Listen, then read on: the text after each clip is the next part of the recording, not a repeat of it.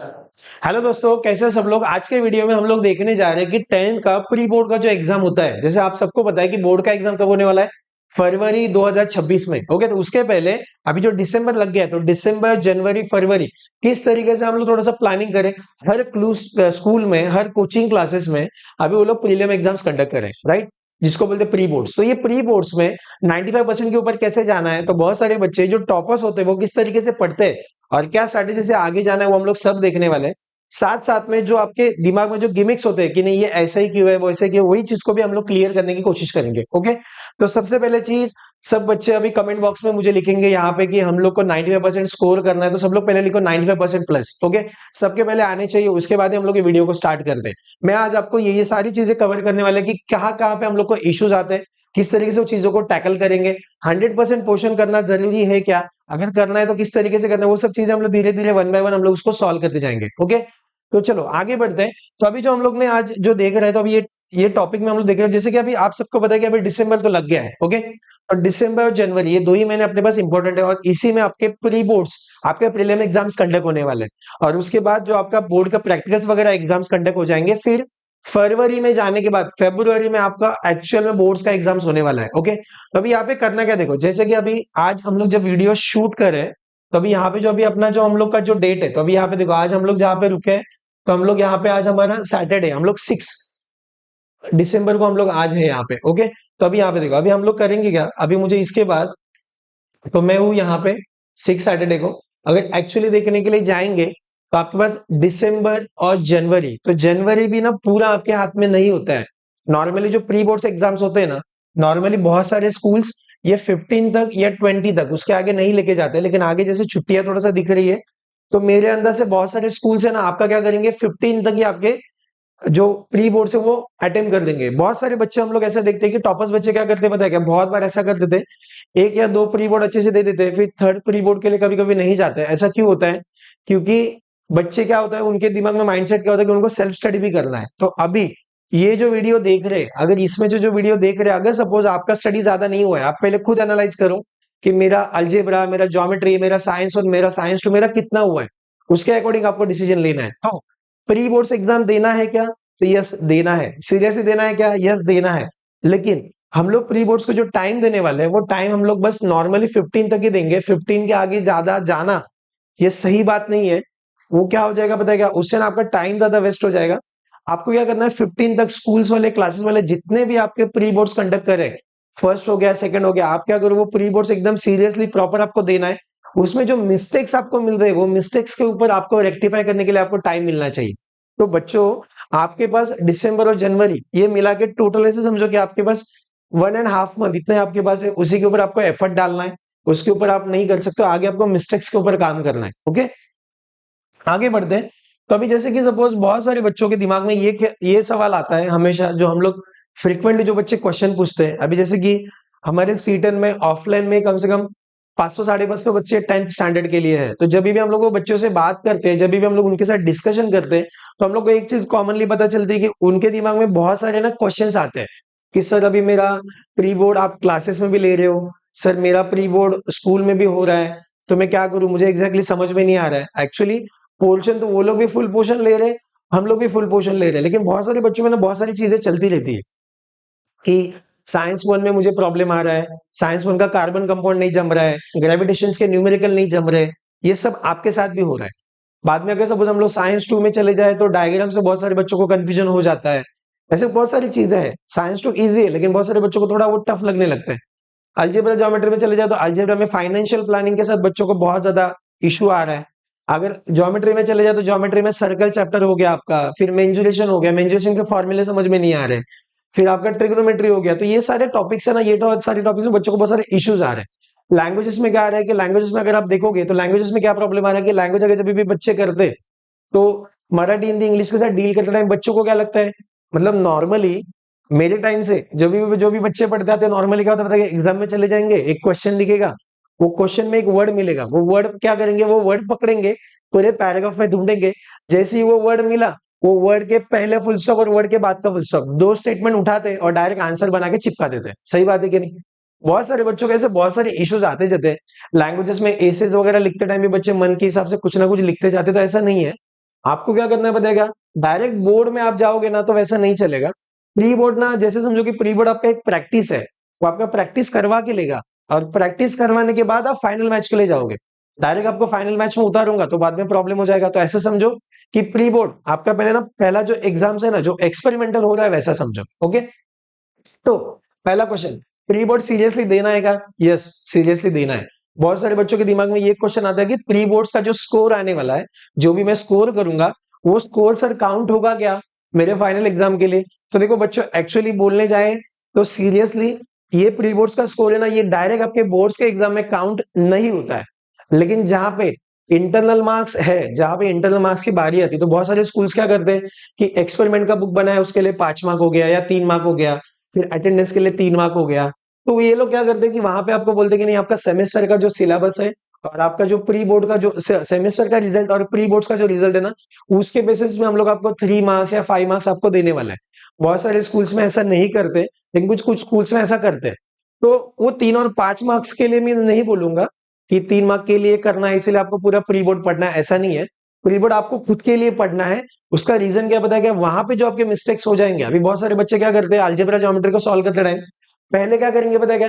पहले वो लोग ना हॉट सॉल्व करते हैं, फिर बाद में वो ऑब्जेक्टिव्स पे आते हैं, फिर आगे बढ़ते हैं। तो मुझे क्या बोलना है कि आप ना अभी प्री बोर्ड्स में ना ये एक्सपेरिमेंट करके देख सकते हो कि नहीं, मैं पहले हॉट सॉल्व करके देखूं, फिर मैं ऑब्जेक्टिव्स आऊं, फिर मैं 1 mark 2 mark question activity based questions करूं। आप ऐसा कर सकते हो। फाइनल बोर्ड्स में अगर ऐसा करने जाओगे ना तो पछताओगे, बहुत ज्यादा नुकसान हो जाएगा। तो मतलब अभी ना आपको जितने एक्सपेरिमेंट्स करने हैं आप एक्सपेरिमेंट्स कर लो, टाइम मैनेजमेंट देख लो, 2 घंटे के अंदर आपका पेपर कंप्लीट हो रहा है कि नहीं, 3 घंटे के कंप्लीट हो रहा है कि नहीं, नहीं हो रहा है तो क्या प्रॉब्लम आ रहा है, कहाँ पे लिखना है। कभी कभी हम लोग क्या करते हैं 3 या 4 अंक के लिए क्वेश्चन 2-2 पेज का लिख देते हैं, लेकिन उतना जरूरी नहीं होता है, जितना सफिशियंट है उतना ही लिखना है। तो ये सारी चीजें हम लोग इसमें एक्सपेरिमेंट के बेसिस पे हम लोग कर सकते हैं, तो उससे हमें जो मिस्टेक्स पता चलेगी उसको हम लोग करेक्ट करेंगे। ओके, तो जैसे पहला पॉइंट था कि सीरियसली करे क्या, तो यस, सीरियसली करना ही है, उसके बिना अपन आगे नहीं जा पाएंगे। उसके बाद पॉइंट दिया है कि भाई एक्सपेरिमेंट, जैसे एक्सपेरिमेंट, ये एक्सपेरिमेंट ही हो रहा है। जैसे मैंने बोला कि आप देखोगे कि अभी मुझे अगर फिर जो मेरा अलजेब्रा का पेपर है 40 है, 40 में से मुझे 30 मिल गया, तो 30 मिल गया तो क्या हुआ, फिर अभी मुझे क्या आ रहा है, तो 30 मिल गया तो अभी बचा कितना, तो अभी 10 मार्क्स। तो 10 मार्क्स गए कहाँ पे? तो भाई हम लोग उसके ऊपर वर्कआउट करेंगे, वर्कआउट करके हम लोग 10 जो मार्क्स है वो लाने की हम लोग कोशिश करेंगे। ओके, फिर बाद में टाइम मैनेजमेंट। अभी टाइम मैनेजमेंट कैसा है, जैसे मैंने अभी बातों बातों में आपको बताया है कि जो भी हम लोग पेपर लिख रहे हैं, तो पेपर लिखते टाइम लैंग्वेजेस में क्या हो जाता है कि पहले मैं राइटिंग स्किल अटेम्प्ट करूं, कि मैं पहले पैसेजेस अटेम्प्ट करूं, कि मैं सीन वाले करूं, अनसीन वाले करूं, पोएम करूं। ऐसे बहुत सारे बच्चों के दिमाग में कंफ्यूजन होता है। तो मतलब क्या होता है कि आप टाइम मैनेजमेंट कैसे कर सकते हो कि पापा मुझे अगर 40 मार्क्स का पेपर लिखना है और मुझे कितने मेरा टाइम मिल रहा है, तो मुझे 2 घंटे मिल रहे हैं। 2 घंटे मतलब कितना हुआ, 120 मिनट हो गया। यहाँ पे मुझे कितना है, 40 मार्क्स है, तो अभी मुझे कैसा, मतलब 1 मार्क के लिए मुझे 3 मिनट देना है। ये नॉर्मल लॉजिक है। तो उसके अकॉर्डिंग हम लोग थोड़ा टाइम मैनेजमेंट करके कि मेरा क्वेश्चन 1 इतने टाइम में होना चाहिए, क्वेश्चन 2 इतने टाइम में होना चाहिए, क्वेश्चन 3 इतने टाइम, ऐसा अपन प्लानिंग कर सकते हैं। तो टाइम मैनेजमेंट के लिए भी प्री बोर्ड्स बहुत ज्यादा इंपॉर्टेंट है, इसीलिए प्री बोर्ड देना ही चाहिए। थर्ड पॉइंट दिया है हेल्प फॉर इंप्रूवमेंट। तो अभी इंप्रूवमेंट होगा कि नहीं, ऑब्वियसली होगा ही। अगर कोई भी चीज का अगर आप प्रैक्टिस करते रहोगे, तो प्रैक्टिस करते करते करते, सचिन तेंदुलकर भी जो जो मैचेस में फेल होते थे, पहले एक दिन पहले रात भर उन्होंने क्या किया था, सीलिंग से एक बॉल लटका के रखा था और उसके ऊपर ही प्रैक्टिस करते जा रहे थे, प्रैक्टिस करते जा रहे थे, क्योंकि एक ही शॉट पे वो आउट हो रहे थे बार बार। तो उन्होंने, ऐसा हुआ था कि बार बार उसकी प्रैक्टिस की, नेक्स्ट डे पे जाकर सेंचुरी मार के आ गए। मतलब क्या होता है कि अगर कोई भी चीज कि अगर आप प्रैक्टिस करोगे तो उसी से आपको सक्सेस मिलने वाला है। तो बोलते हैं ना, प्रैक्टिस मेक्स मैन परफेक्ट। तो सेम, जितना आप प्रैक्टिस करोगे उतना आपके लिए ज्यादा बेटर हो जाएगा। तो आपको अगर आपका स्कोर इंप्रूव करना है तो आपको आपके मिस्टेक्स पता चलेंगे, फिर ही आप इंप्रूव कर पाओगे। तो आपको इंप्रूवमेंट के लिए प्री बोर्ड देना बहुत जरूरी है। फिर बाद में आता है टॉपर स्ट्रैटेजी। टॉपर स्ट्रैटेजी मतलब क्या होता है कि टॉपर्स क्या करते हैं, टॉपर्स ऐसे बोलते हैं ना कि टॉपर्स, तुम लोग जितना, जैसे जो बच्चे का स्कोर 40 आ रहा है, जो बच्चों का 90 स्कोर आ रहा है, दोनों सेम खाना खाते हैं, दोनों सेम जगह पे रहते हैं, दोनों सेम क्लासेस में जा रहे हैं, सेम टीचर पढ़ा रहे हैं, लेकिन तो भी ऐसा क्यों होता है बताएगा? बिकॉज रीजन क्या बताएगा, जो वीक बच्चे हैं ना, या जिनका स्कोर कम आ रहा है, वीक नहीं बोलते हम लोग, स्कोर जिनका कम आ रहा है, वो बच्चों का प्रॉब्लम क्या बताएगा, वो क्या करेंगे बताएगा, वो पहले ऐसा सोच लेते हैं कि नहीं मुझे नहीं आ रहा है, मुझे नहीं आ रहा है, नहीं आज से नहीं, ऐसा नहीं। आपको हमेशा क्या बोलना है, yes I can do it. अगर आप बच्चों खुद को अगर सब इतना कॉन्फिडेंस दे दोगे कि नहीं मैं खत कर सकता हूँ, तो फिर हो सकता है। घर पे जाओ, एक पेज पे लिख दो I can do it, I can do it. अगर ऐसा करोगे ना तो ही होने वाला है। अभी जैसे कि मैं मेरे लाइफ का बता देता हूँ, मैं खुद एक इंजीनियरिंग में टॉपर रह चुका हूँ, ठीक है। मतलब मैंने सोमा जैसे कॉलेज से पढ़ा है, मेरे टाइम पे जब हम लोग देखते थे तो जैसे आपको जितनी चीजें इजीली अवेलेबल है उतने हमारे टाइम पे इजीली अवेलेबल नहीं थी। तो हम लोग क्या करते थे पता है क्या, मतलब हम लोग का भी एक सेल्फ मोटिवेशन नहीं रहता था। मेरे ब्लूटूथ का नाम लेने से लेकर मेरा स्टेटस का लेकर हर जगह पे मैं ऐसे ही बोलता था, Chetan on top, Chetan on top. तो ये 3 वर्ड्स मुझे हमेशा मोटिवेट करते थे। तो ऐसे ही वो जो इनर मोटिवेशन है ना, जो इंटरनल मोटिवेशन जो आपको मिलता है ना, वो सबसे ज्यादा लाइफ में जरूरी है। आपको भी बच्चों खुद को ऐसे बोलना है कि yes I can do it, I can do it. और टॉपर्स बच्चों में और जो अपने कम परसेंटेज वाले बच्चों में प्रॉब्लम क्या आता है पता है क्या, उनका सेल्फ कॉन्फिडेंस बहुत लो होता है। सेकंड चीज, टॉपर्स बच्चे क्या करते हैं, जब भी कोई चीज को एक बार पढ़ लेते हैं ना, तो पढ़ने के बाद क्या करते हैं पता है क्या, एक चैप्टर वो लोग ना 5 से 6 घंटा देंगे, लेकिन पढ़ने का इस तरीके से पढ़ेंगे, बुलेटिन पॉइंट निकालेंगे। उनको जो पेपर में जो प्रॉब्लम आ रहा है घर पे जाने का, तो पेपर एक बार सॉल्व करेंगे। सॉल्व करने के बाद उसमें क्या क्या मिस्टेक्स हुई वो सब देखेंगे। अगर सपोज कोई टॉपर बच्चा है, उसका अगर सपोज नदी की आत्मकथा आ गई एग्जाम में, अगर उसको नहीं जमाना तो घर पे जाने का तो बेटा क्या करेगा, गूगल से लेगा, या फिर कोई बुक्स आते हैं वो बुक से लेकर क्या करेगा, जो एसेस के बुक्स है वो बुक्स खरीद के वो एसेस पढ़ेगा। मतलब एक बार जो मिस्टेक हुआ ना, वो अगली बार वो मिस्टेक नहीं करने वाला। लेकिन जो बच्चों के परसेंटेज कम आते हैं ना, वो क्या करते हैं, आज का पेपर हुआ अलजेब्रा का, गेट के बाद निकले अलजेब्रा का पेपर फेंक दिया, ज्योमेट्री के ऊपर डिस्कस करेंगे। मतलब ऐसा नहीं होना चाहिए, आपको मिस्टेक से लर्न करने को आना चाहिए। तो टॉपर्स क्या करते हैं, अपने मिस्टेक से पढ़ते हैं, इसलिए आगे जाते हैं।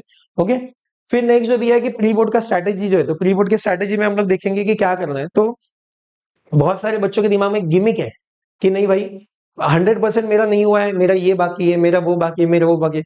सच बताओ आपको, जो बच्चे को 95% 96% मिलते हैं ना, उसका भी लास्ट एंड तक कुछ ना कुछ छूट ही जाता है। ऐसा कोई बच्चा नहीं है जो बोलेगा मेरा 100% हो गया है। अगर वो ऐसा बोल रहा है तो मतलब ये गलत बोल रहा है, ऐसा हो ही नहीं सकता है। किसी के हॉर्स पेंडिंग है, किसी के एक्टिविटी क्वेश्चन पेंडिंग है, किसी को सर्कल नहीं आ रहा है, किसी को मेंजुरेशन नहीं आ रहा है। तो बच्चों करना क्या है पता है क्या, 100% कभी नहीं होने वाला है। जितना भी आपका 70-80% जो आपका हुआ है ना, वो सफिशियंट है। तो जितना आपका हो चुका है, आपने अगर 70% किया है कोई बात नहीं, आपने 80% किया है कोई बात नहीं, पेपर अटेम्प्ट करो। पेपर अटेम्प्ट करने के बाद क्या हो जाएगा, जैसे आप पेपर अटेम्प्ट करोगे, वहां से क्या हो जाएगा कि आपको पता चलेगा मुझे ये पार्ट नहीं आ रहा है, मेरा ये नहीं हो रहा है। तो जो पार्ट नहीं हो रहा है उसके ऊपर अपन वर्कआउट करेंगे। 100% तो नहीं होने वाला है, थोड़ा बहुत तो रहने वाला है। तो इट्स बेटर ऐसा दिमाग से गिमिक निकाल दो कि 100% नहीं हुआ है, 100% तो नहीं होने वाला, 70-80% हो गया, चलेगा, कोई बात नहीं, आगे बढ़ते आगे बढ़ते हैं, पेपर अटेंड करते हैं, जो नहीं आ रहा है उसको सॉल्व करते हैं। आ रहा है समझ में? और पेपर्स का प्रैक्टिस बहुत ज्यादा इंपॉर्टेंट है, इतना इंपॉर्टेंट है कि पूछो मत। अगर आपका सपोज पढ़ के हो गया ना, तो मैं बोलूंगा अलजेब्रा हो गया, ज्योमेट्री हो गया, एक दिन में ना आप क्या करो बताइए, एक दिन में 3 प्रॉब्लम सॉल्व करने की कोशिश करो। इसके ऊपर मैं एक अलग से वीडियो बना रहा हूँ, आपको दिखेगा। जो टॉपर्स का स्ट्रैटेजी है ना, उसके ऊपर ही मैं एक स्पेशल एक वीडियो बनाने वाला हूँ, वो आपको दिख जाएगा 1-2 दिन में। तो बेसिकली जब पेपर है ना, तो मैं इसमें भी वही बोलने वाला हूँ कि पेपर्स का जो पेपर जो सॉल्व करने का तरीका है ना, वो आपको चेंज करना है। और आपको ना एक ही दिन में 3 पेपर सॉल्व करने को आना चाहिए, टाइमिंग लगा के। तो टाइमिंग लगा के पेपर सॉल्व करना है, उसको खुद से आपको सॉल्व मतलब चेक करना है। तो चेक करोगे तो आपको पता चलेगा मेरा कहाँ पे मिस्टेक्स हो रहा है। आ रहा है समझ में? तो ये बहुत ज्यादा इंपॉर्टेंट है। आ रहा है समझ में? ठीक है, आगे बढ़ते हैं। जो नेक्स्ट वाला दिया गया है, तो अभी जैसे कि हम लोग ना क्या करेंगे कि हम लोग खुद का पेपर सॉल्व करने के बाद, आप जो भी प्रीलिम्स दे रहे हो क्लासेस में या आपके स्कूल्स में, उसके बाद हम लोग एक बुक बनाएंगे जिसको हम लोग बोलेंगे मिस्टेक बुक्स, या फिर दूसरा हम लोग बोलते हैं कि हम लोग उसको ना सेल्फ एनालिसिस बुक बोलते हैं। सेल्फ एनालिसिस बुक में क्या करेंगे पता है, हम लोग क्या करेंगे सेल्फ एनालिसिस में कि उसमें हम लोग ना ये चीजों को थोड़ा सा इंप्रूव करेंगे। तो अभी करना क्या है कि एक आपका बुक बनेगा, वो बुक में क्या करोगे, जैसे आप सपोज अलजेब्रा का पेपर लेके आ गए, तो अलजेब्रा के पेपर में आपको क्या प्रॉब्लम आया वो पेपर आप लिखो। तो जैसे कि प्रीलिम 1 में आपने ऐसा लिख दिया कि मेरा पहला वाला जो है, मेरा मेरा पेपर जो था, मेरा पेपर था अलजेब्रा। तो अभी हम लोग क्या करते हैं, जैसे अलजेब्रा है तो अलजेब्रा के पेपर में मुझे क्या क्या मिस्टेक्स आया। तो पहला मेरा क्या था, मुझे फॉर्मूला मेथड वाला यूज करने को नहीं आया। तो मैं ऐसा लिखता हूँ कि मुझे फॉर्मूला मेथड जो था ना, फॉर्मूला मेथड मुझे नहीं जमा। तो मुझे क्या करना है नेक्स्ट टाइम, जब भी, अभी तुरंत नहीं, जब प्रीलिम 2 का आप स्टडीज करना चालू करोगे, तो आप पहले क्या करोगे, फॉर्मूला मेथड्स के सम्स को पहले प्रैक्टिस करोगे। सेकंड, जैसे कि आपको अगर लग रहा है कि नहीं बाबा मुझे फाइनेंशियल प्लानिंग में प्रॉब्लम आ रहा है, तो आप फाइनेंशियल प्लानिंग लिखो। फाइनेंशियल प्लानिंग का कोई पर्टिकुलर टॉपिक है तो वो लिख दो। आपको लग रहा है कि मुझे फैक्टर्स निकालने में तकलीफ आ रहा है, तो एक काम करो, फैक्टर्स निकालने में इश्यू आ रहा है तो वो लिख दो कि चलो बाबा मुझे फैक्टर्स निकालने में प्रॉब्लम है। इस तरीके से आप फैक्टर्स निकालने में भी आप हेल्प मतलब वो प्रैक्टिस करोगे आप। तो आपको क्या करना है, आपका जो भी मिस्टेक का बुक बनेगा तो उसमें प्रीलियम 1 आपका हेडिंग आ जाएगा, फिर आप अलजेब्रा के मिस्टेक्स, फिर आप ज्योमेट्री के मिस्टेक्स, फिर आप साइंस 1 के मिस्टेक्स, फिर आप साइंस 2 के मिस्टेक्स, ये आपको इस तरीके से मेंटेन करना है। आ रहा है समझ में? तो आपको थोड़ा पता चलेगा। लैंग्वेजेस हो गया, मुझे मराठी में क्या प्रॉब्लम आ रहा है, हिंदी में क्या प्रॉब्लम है, हिंदी में मुझे एसेज में प्रॉब्लम आ रहा है, लेटर राइटिंग में प्रॉब्लम आ रहा है, ये ड्राफ्टिंग में प्रॉब्लम आ रहा है, वो सब लिखो तो बेनिफिट होगा। ओके, और जैसे ही पेपर से आ गए, अभी आपने क्लासेस में आपका पेपर दिया अलजेब्रा का, घर पे जाने का तो बुक बनाओ और बुक में वो मेंशन करो। आ रहा है समझ में? नेक्स्ट दिया प्रीलियम 2। प्रीलियम 2 में क्या करोगे बच्चों? प्रीलियम 2 में जाते टाइम आपको क्या करना है, अगेन ये सारा रिव्यू करना है। प्रीलियम 2 में जाना है। प्रीलियम 2 में जाते टाइम हमारे दिमाग में एक ही चीज है, ये मिस्टेक्स को हम लोग दोहराने वाले नहीं है, तो बस ये मिस्टेक्स को नहीं करना है और उसको इंप्रूव करेंगे। तो क्या हो जाएगा पता है क्या? पहले में अगर सपोज 40 आउट ऑफ अगर आपको सपोज ना 20 स्कोर आ रहा है ना, तो सेकंड वाले में क्या हो जाएगा, ऑटोमेटिकली ना वो 30 हो जाएगा। और नेक्स्ट जो प्रीलियम 3 रहेगा ना, उसमें ऑटोमेटिक आप 35 प्लस चले जाओगे आउट ऑफ 40, अगर आप इस तरीके से करते जाओगे। तो आ रहा है समझ में? तो इस तरीके से आपको ना इस पे ज्यादा फोकस करना है कि जो हमारे मिस्टेक्स जो हो रहे हैं ना, वो मिस्टेक्स को हम लोग किस तरीके से ये करेंगे और उसको रेक्टिफाई करके जैसे आगे बढ़ेंगे। आ रहा है समझ में? तो बच्चों ये बहुत ज्यादा जरूरी है कि हम लोग हमारे मिस्टेक से किस तरीके से डील करेंगे। ओके, आगे बढ़ते हैं। जैसे कि आप सबको पता है कि हमारा ऑलरेडी यहाँ पे जो अपना एक चैनल है C10 डिजिटल, मतलब अपना जो एक ऐप है C10 डिजिटल करके, अगर आप सपोज प्ले स्टोर पे जाओगे एंड्रॉइड फोन पे, तो आपको वहां पे ये मिलेगा। तो ये हमारा एक ऐप है। ऐप में हम लोग ने क्या किया है कि जो सारे वीक बच्चे हैं, तो वो या फिर जो बच्चों का स्कोर कम आ रहा है या उनका अभी भी स्टडीज नहीं हुआ है, 20-30% ही हो चुका है, तो ये बच्चे क्या कर सकते हैं, उनके लिए हम लोग ने स्पेशली क्या कर दिया हमारे ऐप में, हम लोगों ने आपके जो क्वेश्चन जो होते हैं, क्वेश्चंस मतलब बोर्ड्स में जो पिछले 5 साल में, पिछले 8 साल में जितने भी बोर्ड्स के क्वेश्चंस आ चुके हैं ना, वो हम लोग ने क्या कर दिया, वो ऐप में हम लोग ने रखे हुए हैं। तो अभी मैं आपको ये हमारा ऐप का स्क्रीन बता रहा हूँ कि किस तरीके से। तो आपको पहले क्या करना है, प्ले स्टोर पे जाके हमारा C10 डिजिटल करके एक ऐप है हमारा, वो आपको डाउनलोड करना है। तो यहाँ पे ये सर, यहाँ पे, हाँ यहाँ पे देखो, यहाँ पे जो है ना, यहाँ पे देखो, ये आप प्ले स्टोर में जाओगे ना, तो आपको यहाँ पे दिखता रहेगा, देखो ये C10 डिजिटल करके ऐप है, आपको स्क्रीन पे दिखता रहेगा। ये ऐप आपको डाउनलोड करना है, इस तरीके से आपको दिखेगा हमारा लोगो। ये ऐप डाउनलोड करने के बाद जब आप अंदर आ जाओगे, तो आपको ना ये इस तरीके से स्क्रीन दिखेगा। ठीक है, अभी ये स्क्रीन दिखने के बाद ध्यान दो, स्क्रीन दिखने के बाद पहले क्या रहेगा, पहले ना आपको ये इस तरीके से इंटरफेस दिखेगा। ये C10 डिजिटल नाम यहाँ पे आ गया है। यहाँ पे देखो ये इस तरीके से आपको दिखेगा। यहाँ पे ये home, batches, store, chats, profile, ऐसा सब दिखेगा। बैचेस में जो लोग हमारे बैचेस में ऑलरेडी ऐड है, वो बैचेस में रहेंगे। ओके, अभी आप अगर सपोज C10 के स्टूडेंट नहीं हो और आप हमारे वीडियो देख रहे हो, तो देखो यहाँ पे क्या रहेगा, यहाँ पे ना फ्री मटेरियल एक सेक्शन दिया हुआ है, आपके स्क्रीन के ऊपर दिखता रहेगा। यहाँ पे देखो ये ना, ये फ्री मटेरियल मैंने सेक्शन दिया हुआ है। तो यहाँ पे ये फ्री मटेरियल सेक्शन में आपको जाना है। ओके, देखो आगे ना ये आपको दिखेगा, यहाँ पे 3 डॉट है, 3 डॉट, ये 3 डॉट में क्लियर करो, मतलब क्लिक करो। क्लिक करने के बाद आपको फ्री मटेरियल दिखेगा। फ्री मटेरियल में जाने के बाद देखो आपकी स्क्रीन के ऊपर ऐसा सब कुछ दिखेगा। ये दिखने के बाद अभी आपको यहाँ पे क्या करना है, देखो हम लोग ने दिया, तो यहाँ पे देखो मैंने 10 बोर्ड्स फ्री मटेरियल मैंने लिखा हुआ है। क्या क्या बच्चों, मैंने 10 बोर्ड्स फ्री मटेरियल लिखा हुआ है। ये लिखने के बाद इसमें जब जाओगे तो आपको देखो यहाँ पे दिखेगा text book, chapter wise board question paper और ये फॉर्मूला। इसमें हमारी चीजें अपडेट हो रही है अभी धीरे धीरे। तो अभी यहाँ पे जो दिखेगा ना आपको, देखो तो चैप्टर वाइज बोर्ड क्वेश्चन है ना, ये बहुत अच्छे है, अगर आप जाके देखोगे। और यहाँ पे ना बोर्ड क्वेश्चन का पेपर्स भी है विद सॉल्यूशंस दिए हुए। यहाँ पे आप जाओगे ना, तो आपको क्या पता चलेगा, पता है जो भी दिए हुए ना बोर्ड्स के क्वेश्चन विद सॉल्यूशंस आपको अवेलेबल मिलेंगे। ठीक है, तो यहाँ पे आपको जाना है। यहाँ पे आने का देखो, यहाँ पे जैसे क्लिक करोगे तो आपको पता चलेगा एक है इंग्लिश मीडियम, एक है सेमी इंग्लिश मीडियम।